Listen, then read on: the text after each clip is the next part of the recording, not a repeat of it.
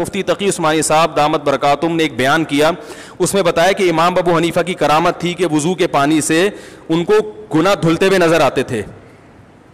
اس پہ وہ مشہور زمانہ فتنہ نے باقاعدہ قہقے لگا کے ہنسائے. وہ اتنے بڑے عالم جن کی حرمین کے ائمہ ان کا احترام کرتے ہیں، ان کے استقبال میں کھڑے ہو جاتے ہیں. ابھی کچھ وقت پہلے انہوں نے درس دیا حضرت مفتی تقی عثمانی صاحب نے، جس میں مسجد نبوی کے امام بھی اس درس میں شریک اور مسجد حرام کے امام بھی اور عرب کے بڑے بڑے علماء.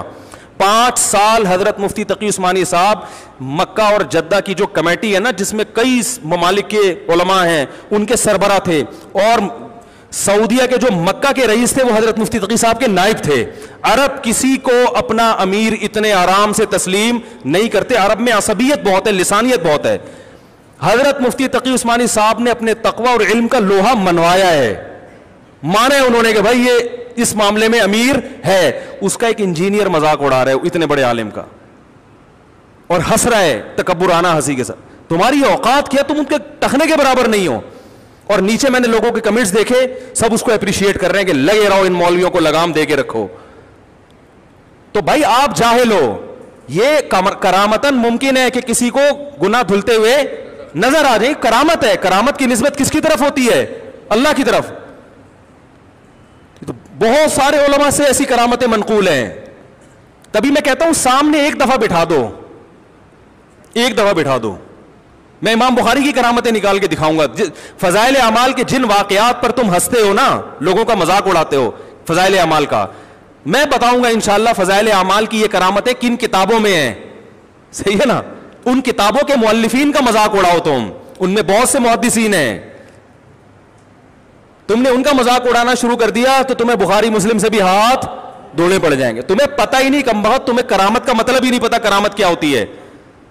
کرامتوں کا وجود تو قرآن سے بھی ثابت. دیکھو یہودی اسی وجہ سے حضرت مریم کو زانی کہتے ہیں کہ بغیر شوہر کے اولاد نہیں ہو سکتی.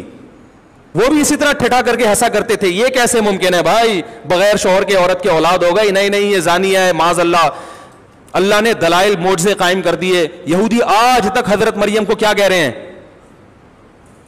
بولو بھائی.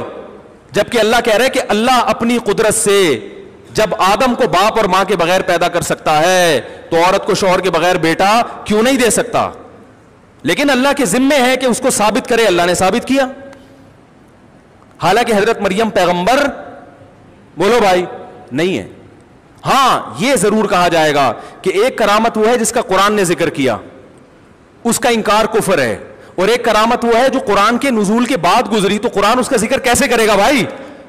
تو وہ اگر باوثوق ذرائع سے پہنچی ہے تو ماننا پڑے گا، باوثوق ذرائع سے نہیں پہنچی تو انکار کر. تو آپ اس پہ تو بحث کریں کہ یہ واقعہ جس نے بیان کیا وہ سچا تھا یا جھوٹا، اس پر کوئی بحث نہیں ہوتی. یہ ابن حجر نے لکھا ہے کہ امام ابو حنیفہ نے 40 سال عشاء کے وضو سے فجر کی نماز پڑھی ہے.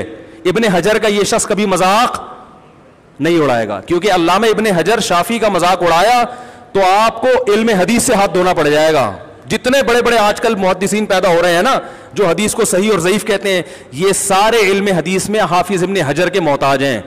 علامہ البانی کی جتنی تحقیقات ہیں ساری حافظ ابن حجر سے لی ہوئی ہیں. انہوں نے بہت کچھ ابن حجر کی تقلید میں کیا. انہوں نے، وہ شافعی بھی تھے، ساری دنیا کو پتہ ہے شافعی مسلک کو فالو کرتے تھے. وہ انہوں نے بھی ایسی کرامتیں ذکر کی ہیں.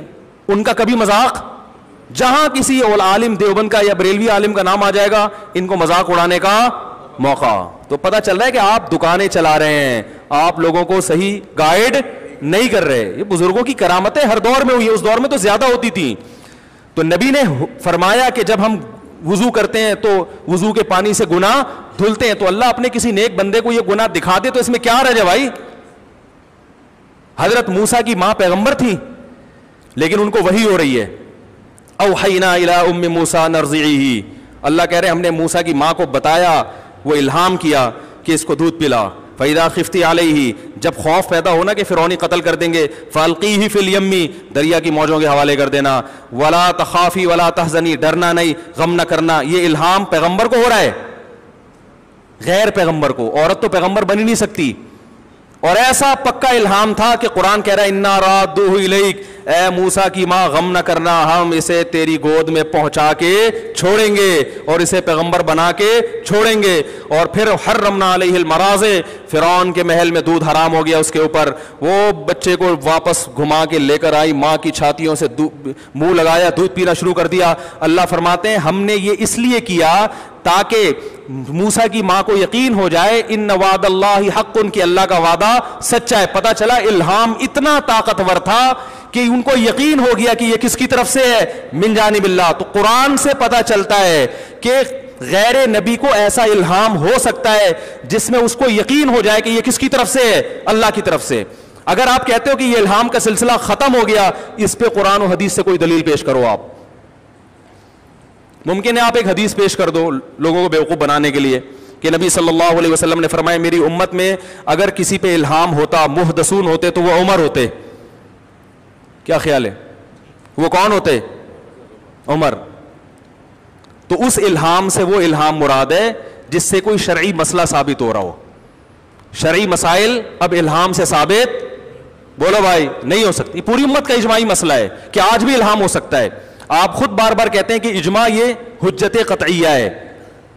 کوئی ایک عالم ایسا نہیں گزرا جس نے اس 1400 سال میں جس نے یہ کہا کہ اب الہام کا دروازہ بند ہو گیا. ہاں دو چیزیں ہیں الہام میں کہ اس سے شرعی مسئلہ ثابت نہیں ہوگا. شرعی مسئلے کے لیے قرآن و سنت دیکھنا پڑے گا. یعنی کوئی کہے مجھے الہام ہوا ہے کہ جی وہ داڑھی کاٹ لوں، تو یہ الہام معتبر نہیں ہے، یہ شیطانی الہام ہے. نمبر دو، الہام جس پر ہو رہا ہے اس کو اگر اللہ کی طرف سے ایسے قرائن مل گئے کہ اس کو یقین ہو گیا کہ اللہ کی طرف سے، تو اس کے حق میں حجت ہے. دوسرے کے حق میں حجت، کیونکہ ہمیں کیا پتا سچ بول رہا ہے کہ جھوٹ بول رہا ہے. تو اگر کوئی شرعی مسئلہ ثابت نہیں ہو رہا، بیان کرنے والا بھی ثقہ ہے اور جس کے ساتھ پیش آ رہا ہے اس کو بھی امت ولی اللہ مانتی ہے. امام حنیفہ کو تو آپ بھی ولی اللہ مانتے ہو، ساری دنیا مانتی ہے. تو پھر بلا وجہ انکار کرنا اور انکار کرتے ہوئے مذاق اڑانا، اور ایسے موقع پہ مذاق اڑانا کہ اس کو نقل ایک ملک کے ایک بڑے نامور عالم کر رہے ہیں جن کو پوری دنیا مانتی ہے، تو یہ آپ کے فرعون اور متکبر ہونے کی دلیل ہے. اور ایسے لوگ جب اوپر جاتے ہیں اتنی اسپیڈ کے ساتھ اللہ ان کو ذلیل کرتا ہے اور ایسا لگ رہا ہے کہ اللہ نے کرنا شروع کر دیا. سمجھ میں آ رہی ہے بات؟ تو الہام بھی ہوئے ہیں، بزرگوں کی کرامتیں بھی ہوئی ہیں. ایک صاحب کہنے لگے وہ فلاں نے بزرگ نے کشتی فلاں کی پار لگا دی تھی. میں نے کہا اگر وہ یہ سمجھتے ہیں کہ اللہ نے پار لگائی تھی کشتی اور ان بزرگ کو ذریعہ بنایا، تو اللہ دنیا کا ہر کام کر سکتا ہے. جب اللہ سلیمان علیہ السلام کے دور میں، سلیمان علیہ السلام کے محل میں ایک بزرگ نے کہا تھا کہ آپ کی پلک جھپکنے سے پہلے میں تخت اٹھا کے لے آؤں گا، تو کشتی یہاں سے وہاں کرنا زیادہ مشکل ہے یا ملکہ سبا کا اتنا موٹا تازہ تخت پلک جھپکنے سے پہلے اٹھا کے یہاں لانا مشکل ہے؟ تو کیا وہ مشرک ہو گئے تھے؟ ارے سلیمان علیہ السلام کے دور میں سلیمان علیہ السلام نے کہا کون ہے جو ملکہ سبا کا تخت اٹھا کے لائے گا؟ ایک جن نے بولا کہ میں لے آؤں گا. آپ کی مجلس برخاست ہونے سے پہلے ایک بزرگ بیٹھے ہوئے تھے، انہوں نے کہا کہ میں پلک جھپکنے سے پہلے لے آؤں گا، اور یہ کہا اور تخت حاضر. تو یہ شرک ہو گیا؟ اگر یہ شرک ہے تو قرآن شرک کو کیا کر رہا ہے؟ پروموٹ کر رہا ہے. تو بھائی ہم یہی کہتے ہیں کہ وہ بزرگ نے یہ کام کس نے کیا؟ اللہ نے. ہاتھ کس کا استعمال ہوا؟ بزرگ کا. تو ایسے ہی کوئی توحید پرست بزرگوں، ان کے بارے میں کسی توحید پرست نے لکھا ہو کہ انہوں نے فلاں کی کشتی پار لگا دی تھی اور اس کا مقصد یہ ہو کہ لگائی اللہ نے تھی، ہاتھ کس کا استعمال ہوا؟ ان کا. تو یہ عین ممکن ہے. اس پہ کلپ بنا کے لوگوں کو الو بنانے کی کوشش کرنا اور توحید کا ٹھیکیدار بننے کی کوشش کرنا، اس سے بیوقوف لوگ الو بن جائیں گے. جو پڑھے لکھے ہیں، جو واقعی توحید کی حقیقی اور کرامت، توحید اور معجزے میں فرق جانتے ہیں، وہ اس سے الو نہیں بنتے. ہاں یہ ضروری ہے کہ ایسے واقعات مستند ذرائع سے ملنے چاہیے. تو آپ ان کی سند پہ بحث کریں. واقعہ کی نفی کر دینا اور مذاق اڑا کے، یہ آپ کے بیوقوف ہونے کی، جاہل ہونے کی دلیل ہے. سمجھ میں آ رہی ہے بات کہ نہیں آ رہی ہے؟ اور اس میں مجازن غیر اللہ کی طرف بھی نسبت کی جاتی ہے کہ فلاں نے کر دیا. جیسے جبریل علیہ السلام حضرت مریم کے پاس آئے اور کہنے لگے کہ میں چاہتا ہوں کہ تجھے ایک بیٹا، اللہ نے مجھے بھیجا لِأَهَبَ لَكِ غُلَامًا زَكِيًّا، میں تجھے ایک بیٹا گفٹ کرنا چاہتا ہوں. حالانکہ اولاد دینا کس کا کام ہے؟ اللہ کا. لیکن اللہ چونکہ جبریل کی پھونک کے ذریعے دے رہے ہیں تو جبریل نے